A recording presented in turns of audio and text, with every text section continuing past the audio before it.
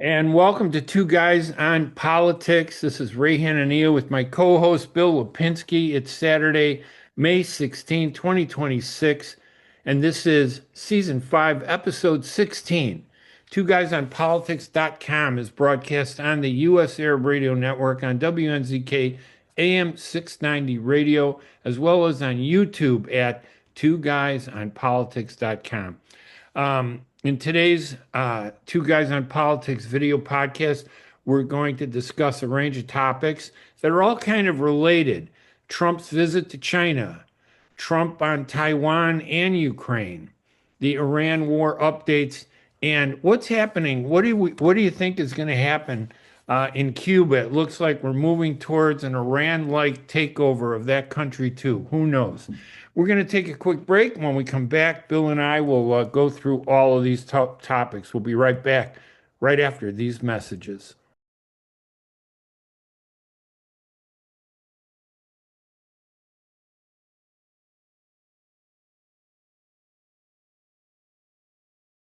I'm Ray Hanania. I'm Bill Lipinski, and this is Two Guys on Politics. And the next voice you hear will not be that of Donald Trump. That's for sure, Bill. I'm not a big fan of Donald Trump's. I never was. When I first, I got to be honest, I voted for Trump the very first time, but that's because I just couldn't stand Hillary Clinton. I just did not like her, and Bill Clinton was a smart guy as president, really smart. But towards the end, everything just got kind of fogged up with his own personal problems, and I really believe that has to do with his unusual relationship with Hillary and all the politics, and I just couldn't support her. So I ended up voting for the only other option, which was Donald Trump, and I really came to regret that during his first 4 years. Well, Then you I should hoped, have. then I hoped it would be I never Biden. voted for Donald Trump. And who'd you voted for Hillary, or you don't No, have to no, say? no. I voted for some conservative guy that didn't have a chance. But I wasn't going to cast my lot with either one of those two people. Well, that's what I did in this past election. I voted for a centrist liberal who didn't have a chance. Jill, geez, what's her name? She ran for president. Oh, Uh, Stein. Jill Stein, Dr. Yeah. Jill Stein. She was. I really liked her policies. She's principled. She was Jewish. She would have been a great president. Unfortunately, her politics conflicted with one of our powerful allies that we don't want to mention their name, okay? Because they may shut our radio station and our podcast down if we're not too respectful of them. So Trump goes to China. Why all of a sudden? What was it that? Why do you think he went to China? What do you think his reasons Well, were? first of all, let me say, I have not been a supporter of Donald Trump. I think he's a reprehensible individual. I But I agree. have supported a number of things that he wanted to do.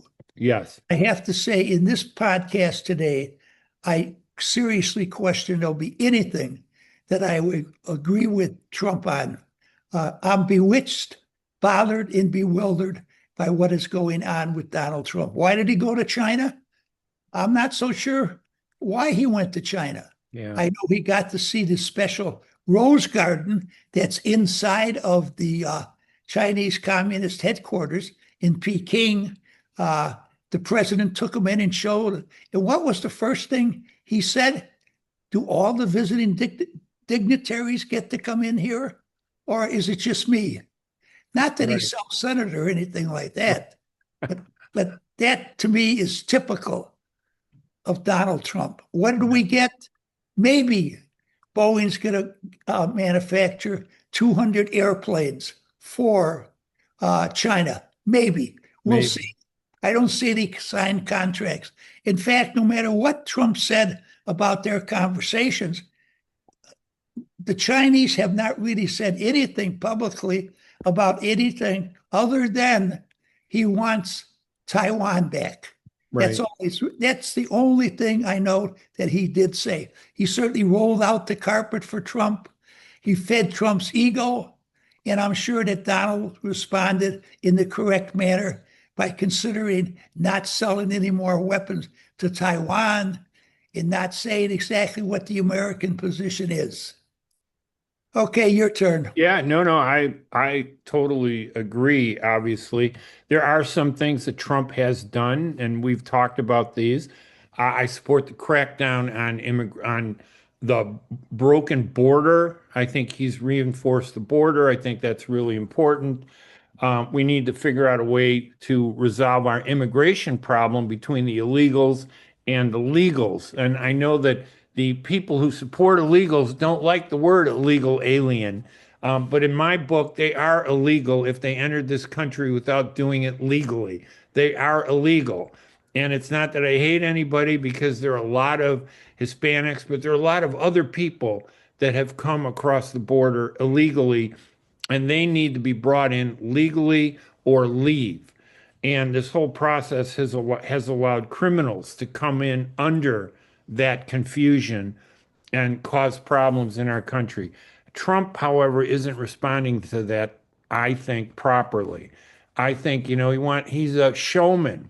This is a guy that believes that PR is more important than policy. This is a guy who believes that the personality is more important than the politics. So I think he boosts himself. And I think he sees going to China in the middle of a war that we really, in my opinion, did not have to start. There were other ways to do this. He wants to look like he's winning and that it's him, it's Trump that's winning. It's not America that's winning, it's Trump that's winning. He's renamed almost everything in this country after Trump. He has a Trump savings account, he has a Trump IRA account, he has a Trump. They're going to name bridges and buildings after Trump, and he's already doing the Kennedy Center. He's putting his name on that.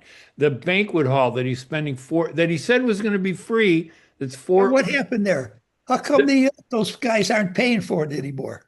Yeah, well, we are paying for it. Oh, We're no, gonna, no. He yeah, had these businessmen who were going to put up all their money to pay for it. But yeah, all of a sudden that happened. I missed why it happened. All of a sudden they're talking about us paying for it, the United States of America.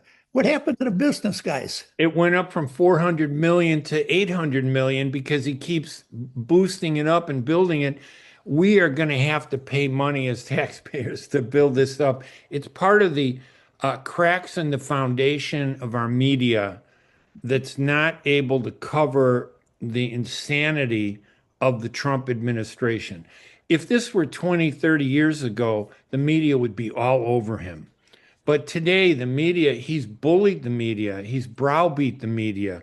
That one reporter from ABC TV, the network news, one of the most powerful media in our country, and CBS TV, he browbeats them into silence or deferred respect, where they kind of hold back the punch. They don't, they aren't going to hit him as hard because he's ridiculed them for being women or piggies. I think he referred to one reporter as a piggy.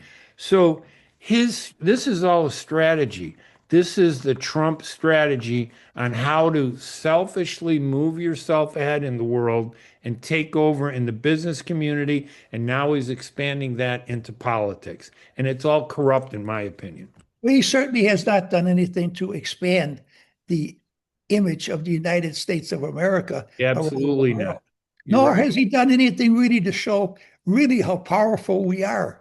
You know, we went in to Venezuela, number one. Then we go into Iran. That's number two. Okay. Now we're just pouncing on Cuba. We're going to be in Cuba very, very shortly. Why in heaven's name we're going into Cuba now after all of these years? We could have strangled them many times economically. So Right. now we got three different places that we are initiating. Now, I happen to agree with Venezuela. I happen to agree with Iran. That was the way to handle the situation. Most people don't like us handling Iran the way that he has set up to do so. But here, Ray, you're the head of China, and you say to me, I'm Donald Trump. I want Taiwan back. It's part of China. We should have it back. And we're going to move diplomatically. And if not, we're going to move militarily. on it. And considering that you are now involved in three countries that you just invaded with your military, I would assume it's okay with you if we go back into one breakaway province from our empire. Yeah, I totally agree with that. I think the Chinese are looking at us and they're being smart in analyzing us. We went into Venezuela and it was easy. Let's be honest, Venezuela was not the Che Guevara of, the 1960s. Venezuela was an easy to occupy country, and that's basically what we did. We took their president out in hours and then put him in handcuffs with his wife after we beat her up a little bit. And now we bullied the vice president to do what we want. We're picking on these victories that he has are the easy countries. Even Cuba. Cuba is an expression of power in his mind, but it's an easy takeover. We don't have to invade Cuba. There are things we could do, a smart president could do to change things, but we've never done that. So even Iran, we're not fighting Iran with boots on the ground. We're No, bombing them from a distance. Let's yes. be honest, that's a different kind of war. We could sit back and throw as many bombs as we want, but that won't destroy Iran. That will hurt them, that will damage them, but they'll never surrender from that. The only way to get them to surrender is you got to put boots on the ground, you got to take over. And I think China and Russia are looking at the US saying, you know what? He takes the easy road. He's not going to confront us. We're much more powerful. He would never do to us what he's doing to these easy targets. He's weak. We're going to take over Taiwan. Let this guy come in, get his little publicity and show, and let him leave. We'll pat him on the butt, say, get out of here. And China, it's disrespectful, in my opinion, that China never said what we got or what they did. I think it's an insult to Trump, and Trump is trying to play it like, oh, don't worry, we got the soybeans for our farmers who are complaining that nobody's buying our soybeans, so they're losing money like crazy. This is his base. I think he really wanted to tell them, hey, don't complain. We're going to get you that soybean purchase from the Chinese rather than them buying it from other countries. They'll buy it from us.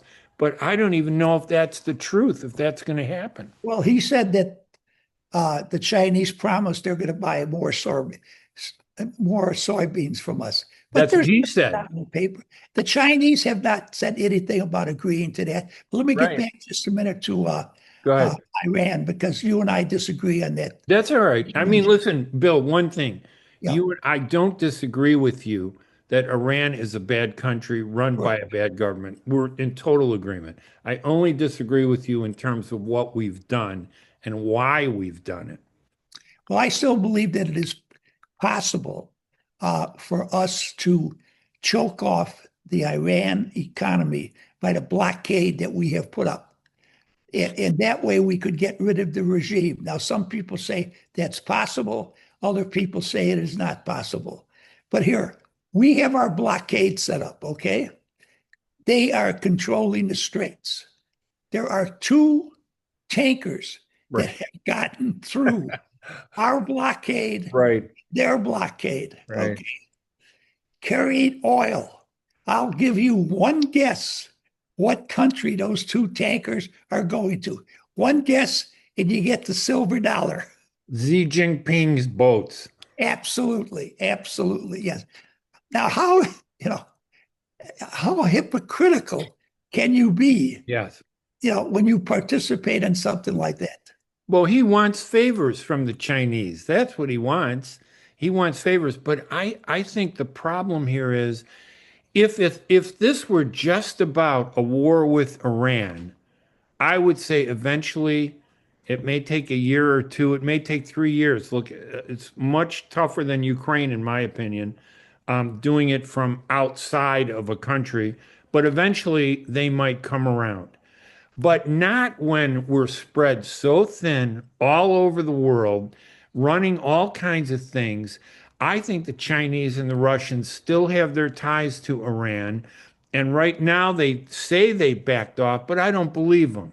I don't trust the I, Chinese. I I don't don't trust the believe, no, Russians no. either. Hmm. I think that they're quietly helping Iran because as long as we're fighting with Iran, the Russians and the Chinese have an advantage over us. They have an influence over us. That's why they saw Trump coming to China. Oh, Mr. Jinping, Ping, or whatever your name is, we need your support. We're not doing as much as we had hoped to do in Iran. We were going to take over this country in days. Now it's been months, and we're fighting, and we're now stuck guarding the Straits of Hormuz. This burden on us is eating up our military armaments. There was just a report this week that says we're at less than half of what we have and what we need. There's a concern that's building that nobody's looking at, Bill. So they're looking at the situation saying it couldn't be better if I were China or Russia. This is the best scenario for us. Well, I wouldn't mind them looking at us that way and thinking that way if we were really accomplishing something. But getting back to Venezuela, we got rid of the president, but his vice president now is Right. running the country. We say that we control her, but do Right. we really control her? No, I, she's going along with us. well, it's advantageous to go along Yes. with Yeah. us. She doesn't want to be thrown out of office, so Right. she's going along with us. But I think she's dragging her feet on some issues. That's the way I look at it. Yeah. Iran is, if we cannot strangle their economy by the blockade, which is very porous, if it allows these ships to go to China with all that oil on it, okay? Then we have to put boots on the ground. The American people will never support putting boots on the ground. Right. The American people are crying their eyes out over the cost of gas. Okay. Well, Now, I grant you it's a little high. I paid $6.20 just the other day for a gallon of gas. Now, I grant you it's the highest grade, but $6.20? I remember once upon a time when I could buy the highest grade of gas. Now, this is going back 40, 50 years, but for 25 cents. right. You realize that? Right. No, no, I get it. It's funny that we talk, let's shift a little bit on gas and then we'll Sure. get back to the international conflicts. All these international conflicts are having a huge negative impact on our economy. We feel it more in gas because it's easy to talk about gasoline and oil. It's not easy to talk about the differences in the cost of bread or eggs or, all these groceries that we buy. Groceries have gone up 50%. I'm spending 50% more on groceries than I did a year ago. That's a huge increase in cost. And he says, when he's asked about it, I don't care about the economy. I don't care about the thing. All I care about right now is Iran. That concerns me. But who's profiting from all this? Big business. These businesses, the oil companies, they have this huge windfall profit from the oil that's almost doubled in price. We should control that and prevent them from taking that money. You'll see how fast this stops if we were to do that. But these are his buddies. These are his friends. I don't know who he took with him to China, but they weren't average people like you and me who have to dig into our pockets to pay the bills. These are his investors and big, you know, I buddies. believe they were the 13 wealthiest Americans. Of course, They because were. that's who's benefiting from what Trump is doing. And you and I both know that, yeah, the stock market is doing great. Yes, it is. 90% of the stock market is controlled by 10% of the American people, the wealthiest people. And in fact, it's even narrower. The other 10% is the rest of us, you and me, where our pensions are, where we have some investments going through these big companies that invested for us and make money off of us. But that stock market doesn't reflect our economy. But he keeps saying, look at the stock market, how great it is. Yeah, the stock market is doing great. Not for me. My investments are going up, but most of the people, I don't think they have that many investments. Only 10 to 20% of the people invest in the stock market. Absolutely. No, I agree with you totally and completely on that. And just why get involved in two separate situations? Well, actually, more than that, we're still involved in the Ukraine. We're Right. involved in the Ukraine. We were involved in we were involved with Iran. We were involved in Venezuela. We're going to be involved in Cuba. What is it we're trying to prove with all of this? And this was a man who campaigned on no foreign entanglements. I think it's a variation of, and I'm not trying to say that these guys are Nazis, okay, but it's a variation of the big lie theory of Joseph Goebbels, the PR guy for Adolf Hitler. Goebbels came up with this strategy.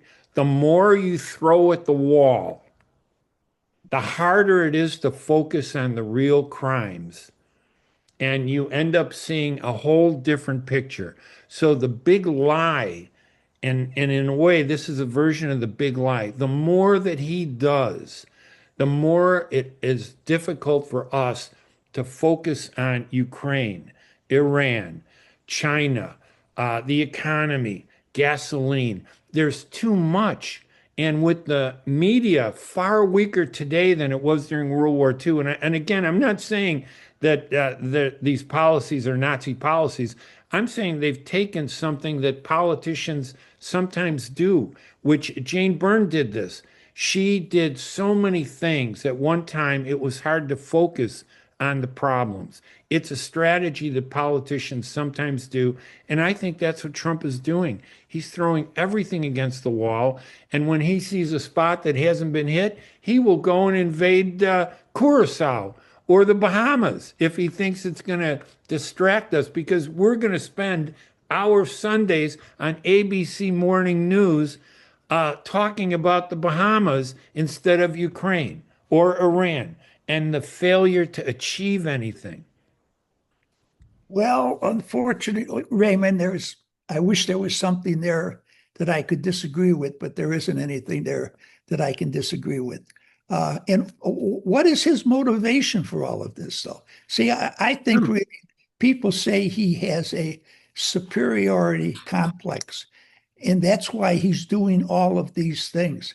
I think he may very well have an inferiority complex. Yes. And because of the inferiority complex, I believe that's why he may be doing all of these things. And he knows that he will not have a second term. This term is running out, and he wants to do as many things as possible so everybody, not only in this country, but around the world, remembers Donald Trump. Well, he's going to be remembered all right, but I don't think he's going to be remembered in a very favorable light. And I don't see how he turns this around. I think Trump is building an incomplete, a resume of incomplete achievements. When you look at his resume and say, wow, Ukraine, Iran, Venezuela, Cuba, those 10 other things, all the changes that he's doing, his new policies, he's boosting himself up. I think he's doing it for economic and business reasons for his family and the Trump, enterprise. That's what his priority is. He knows that, and unless he takes over the country in 3 years, he knows his time is up. He doesn't know what's going to happen after that. He's getting old anyway. He stumbled a couple times. I think he's getting older faster than we're willing to see or we're being allowed to see. But I think he's building up his foundation for his sons and his family. And I think that's what this has always been about: money, wealth, and power. And money gives them power in a way that leadership, that contradicts the power that comes from good leadership. Power from good leadership is what we need. Instead, we're getting power from money and wealth that's being pushed in one direction, I believe. And listen, the other thing is Trump was convicted of felonies. What was it? 30 felonies.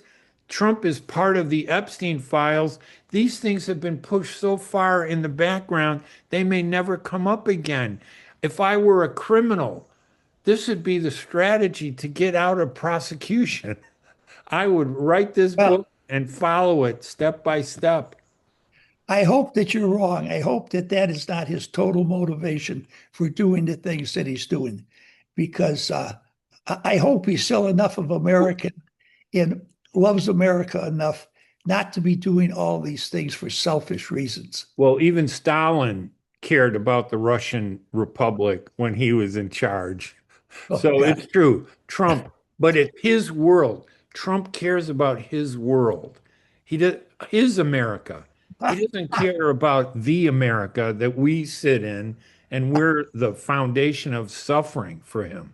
I just have to comment on. You didn't want to call him a fascist earlier in the podcast, or you didn't want to call him Adolf Hitler, but you don't mind calling him Stalin. No, I'm saying he's doing what Stalin did. Stalin basically loves Russia. He does in his definition of Russia. I think Trump really does have a love for Trump America.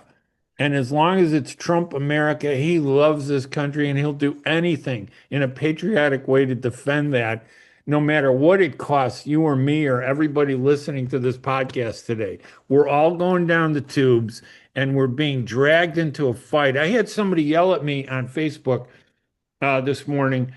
When I complained, I did a study of all the gas prices going back to 2016.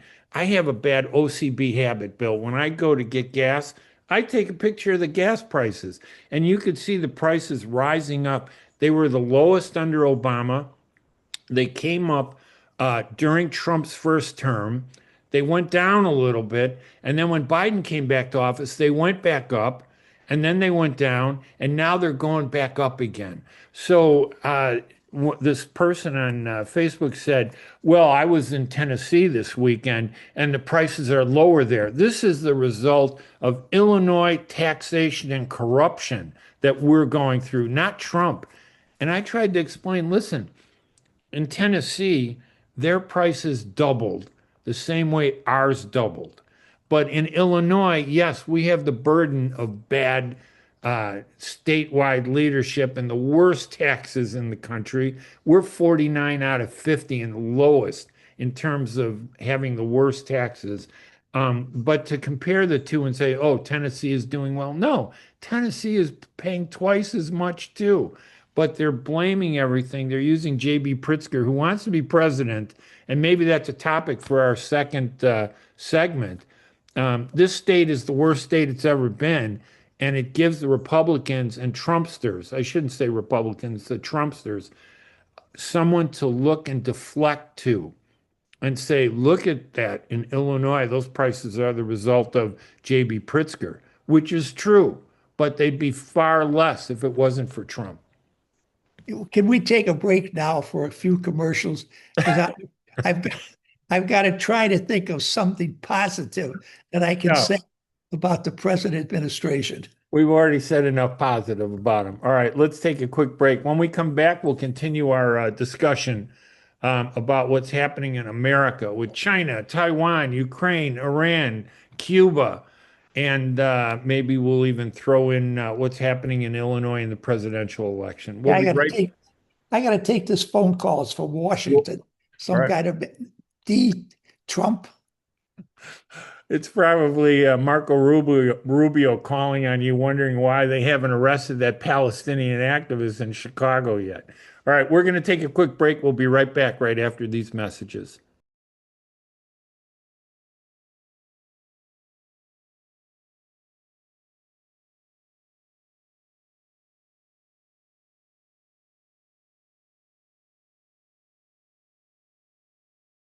And welcome back to Bill. I don't know if we're really finished with China, Taiwan, Ukraine, and the Iran war. I mean, there's nothing. What positives can we really talk about? I'm worried about the Ukraine war. I'm worried about how Trump was willing to do Putin a favor by creating a fake ceasefire for 3 days so he could have his military parade without worrying about being attacked. That was a favor to Putin. What Correct. did we get by doing a favor for Putin? As soon as that ceasefire ended, there was a huge barrage of missiles that didn't target military sites, but the whole country of Ukraine, and Absolutely. killed civilians and destroyed civilian structure, and Trump never said a thing about it. That's not a good thing. No, it's a terrible thing. I was going to bring that up. I'm glad you brought it up. No, Putin calls Trump, asks Trump to get him a ceasefire with Ukraine. Trump does that. And as soon as the ceasefire is over, the biggest attack in a couple of years by the Russians with their rockets on Ukraine, It Putin launches. it He gave really paid us back for that, didn't he? that ceasefire actually gave Putin not only a chance to have his parade without being, interrupted by drones, from Ukraine and drone attacks, but it also allowed Putin to reorganize his military, gave him a 3 day rest so they could reorganize, replan, re strategize, and then attack. And you're right, it was one of the biggest assaults we've seen in a long time. And I Absolutely. think it was because he had time to prepare that. And so it was like this absence of, I don't know, common sense strategy from Trump that's outside of business.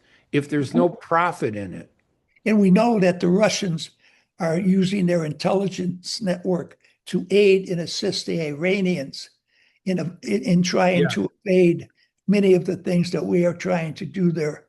The Chinese are also helping the Iranians with weapons and other things. Now, they're not bringing them in the front door, they're sneaking them right, in the back door right, because he doesn't want to offend us, because he doesn't want, by that I mean the president of China, because when he moves on Taiwan, he doesn't want to see that United States Navy protecting the straits, okay, of Taiwan.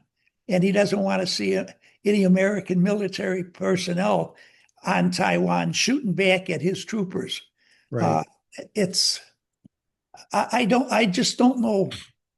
It's chaos and confusion, and it's not good for America. It's not good for democracy. And I'm just amazed at how few countries around the world are interested in standing up to the Russians, to the Chinese, to the Iranians, to North Korea. I mean, it's the 1930s all over again. You know, Except, and it's more of a pattern of confusion.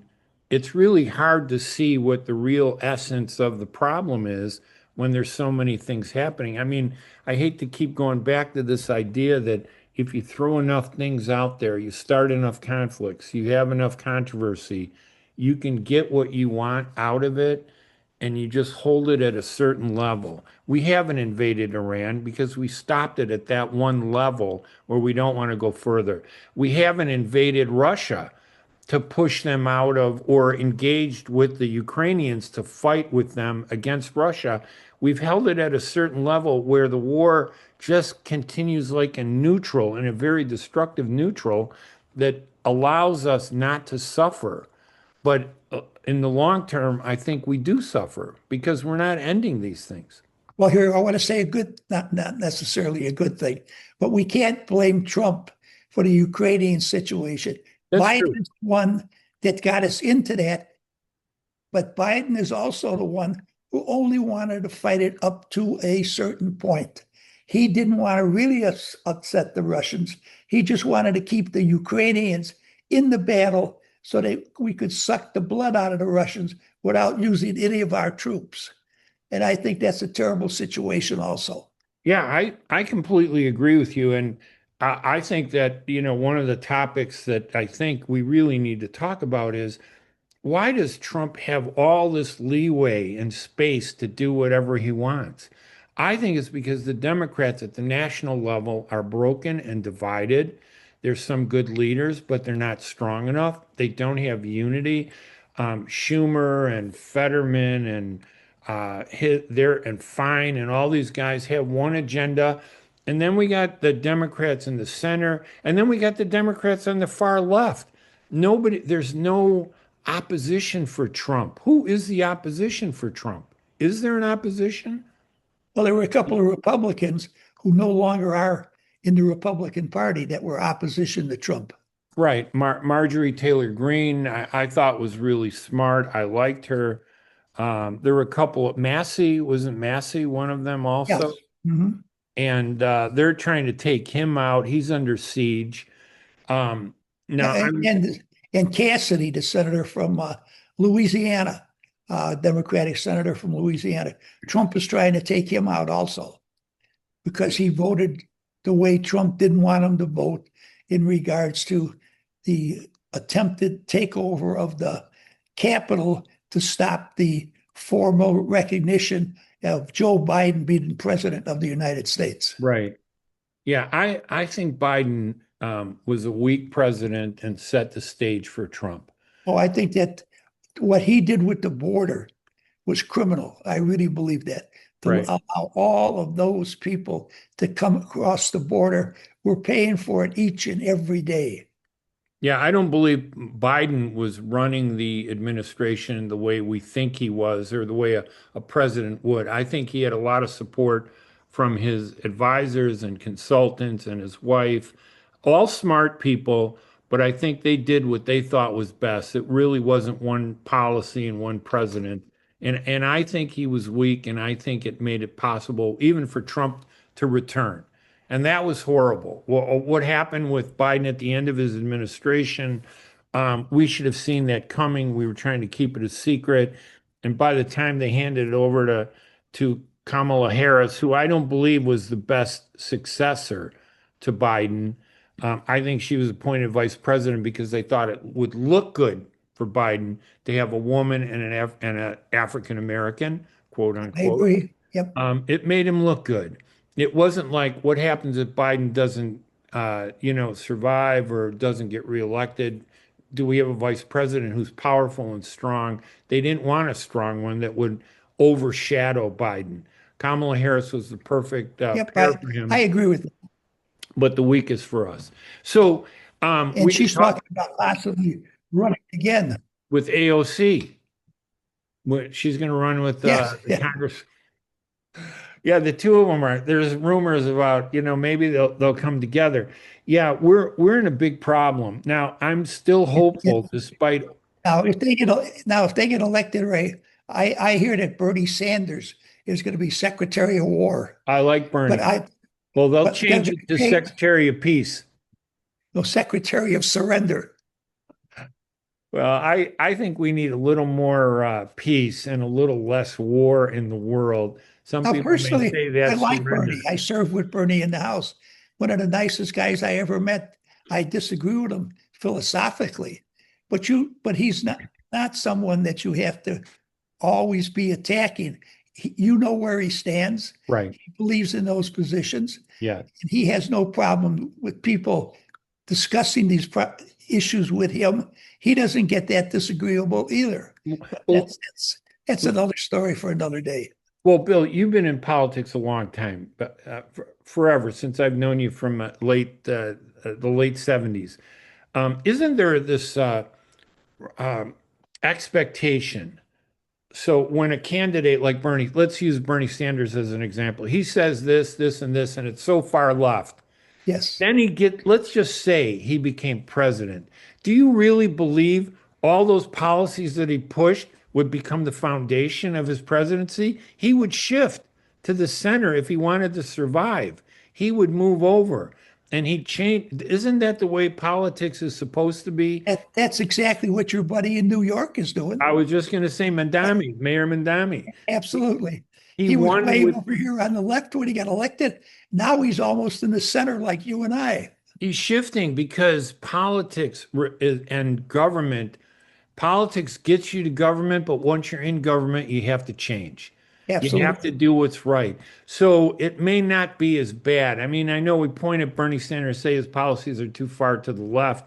I like a lot of them when they come to the Middle East, but um, I think if someone like him were to be elected, those policies would not follow as stringent as he advocates them in his rhetoric. I think they would they'd moderate, but they would become better. That's what I think. Yep, I agree with that. No You question. want, let's talk about Illinois, and do you want to talk about Governor Pritzker? Is he's planning to run for president? And how do you run for president when you're the governor of one of the worst states when it comes to certain levels? We're ranked 49th out of 50 at When the you have as bottom of much the money list. as he has, it doesn't make any difference. Is You that can what it comes rewrite down? history with all that money that he has. So he's just a blue version of Trump then. Oh, Trump yeah, is a red absolutely. version and Pritzker is a blue version of Trump, using his money to get what he wants. He can get the coverage, he can get the publicity, he can buy the backing. He does have a huge amount of money. And do you have any doubt that he's going to be the Democratic candidate for president? Oh, yeah, I have doubt about that. Yeah, I really don't know who the Democratic candidate for president is going to be. But more important than that, I don't know what the Democrats are going to run on other than being anti-Trump. Right. That's all they talk about is being anti-Trump. Now I can understand that. I can appreciate that. But I'm not going to vote for one of their candidates if that's all he's talking about is or her talking about. They've got to have some programs that they want to implement. What are Right. they going to be? I haven't heard any of them yet. I realize it's early, but I think they have to get all. Now I'll tell you, the guy who was Bill Clinton's campaign manager, the guy from the South, he has criticized the Democrats for not coming up and champion issues, that are advantageous to the average American citizen. He says they could wind up losing that presidential election if they're simply anti-Trump, because Trump's not going to be on the ballot. Yeah, I listen, I think that the Democrats don't have a good platform to advance, so they're turning toward opposing Trump as a space holder. And I think that reflects the problem of the Democratic Party. And I'm not saying locally or as a political organization, the Democratic leadership that we have nationally, a lot of the leaders, they don't have answers to any of our problems. They don't have solutions. So instead of giving the taxpayers and the voters solutions, they're going to try to sell them on, I hate Trump, I don't like Trump. And in a way, that kind of reinforces Trump because that I hate Trump movement actually creates an image of Trump in a sympathetic way to a lot of middle of the road voters. Absolutely. Yes. So it works against us. We need a leader who can offer solutions to the problems. And Pritzker hasn't done that, but Pritzker has the money to keep himself in this race. I don't know who else could run for president that has his assets. I really think Pritzker might actually become one of the finalists for the Democratic.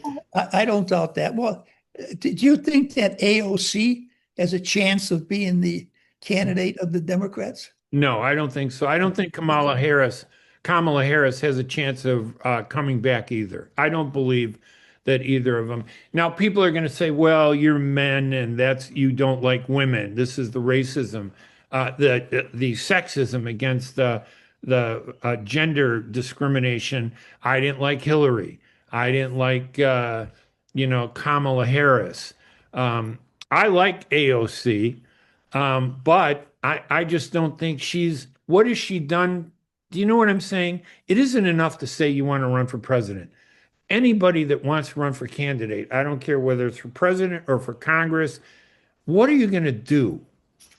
Outline your platform. Don't sell me spin. AOC AOC has a platform. Now, I think you mean that you like her, you like the way she speaks, you like Yes, the way she she goes after. could be a good, You, she you could. cannot like some of the positions that she holds, though, Ray. Well, not only do I not hear all of her positions, I Okay. don't hear what she wants to do for the country. That's what I'm saying. We don't have leaders that are standing up saying, I want to run for Congress because I'm going to lower taxes and this is how I'm going to do it. I'm going to run for Congress because, or president, because crime is too high and I want to crack down on the criminals. And here's how I'm going to do it.